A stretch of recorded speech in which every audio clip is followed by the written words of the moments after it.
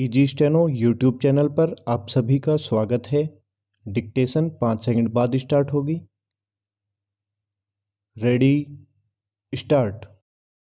कांग्रेस के स्थापना दिवस के अवसर पर मल्लिकार्जुन खड़गे के यह कहने पर हैरानी नहीं कि वर्तमान सरकार में नफरत की खाई खोदने के साथ देश की मूल भावना पर प्रहार हो रहा है।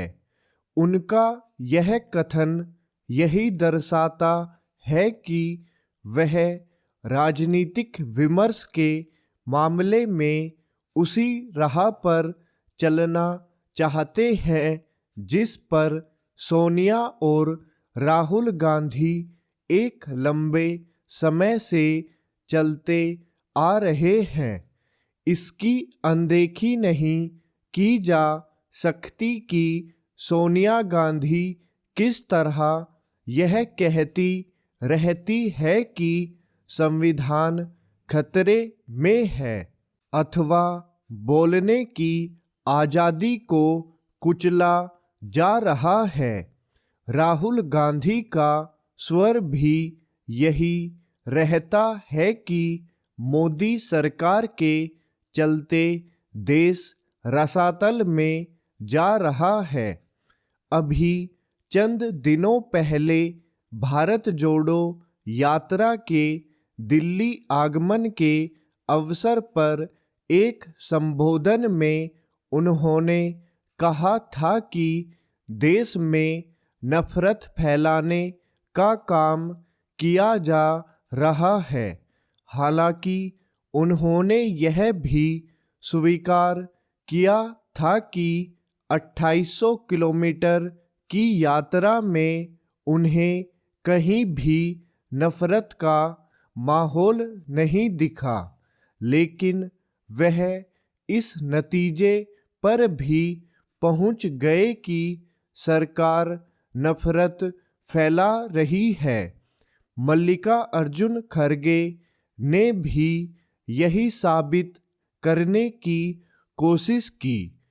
स्पष्ट है कि वह कांग्रेस अध्यक्ष के रूप में कोई नया विमर्श खड़ा करने वाले नहीं है।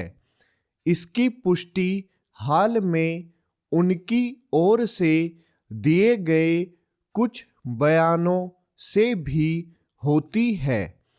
उनकी माने तो स्वतंत्रता संघर्ष में केवल कांग्रेस के लोगों ने ही कुर्बानी दी और किसी अन्य ने कुछ नहीं किया, और यहाँ तक कि उनके घर से कोई कुत्ता तक नहीं मरा।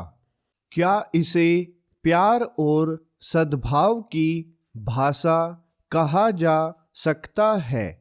यह विडंबना ही है कि कांग्रेस एकता और अखंडता की बातें तो खूब करती है, लेकिन देश के विभाजन की जिम्मेदारी लेने से इनकार करती है। एक ऐसे समय जब भारत जोड़ो यात्रा कुछ दिनों बाद जम्मू कश्मीर जाने वाली है, तब कांग्रेस को अनुच्छेद 370 और 35A हटाने के फैसले पर अपने विचार रखने चाहिए। इसलिए रखने चाहिए क्योंकि संसद में उसने इस फैसले का विरोध किया था।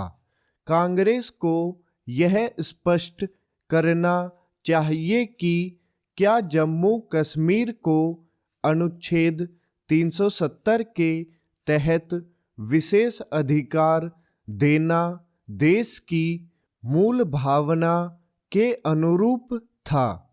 वास्तव में ऐसे एक नहीं अनेक प्रश्न है। यह किसी से छिपा नहीं कि कांग्रेस ने अपने शासनकाल में किस तरह देश की मूल भावना का निरादर करने वाले फैसले लिए। इनके दुष्परिणाम देश को आज भी भोगने पड़ रहे हैं।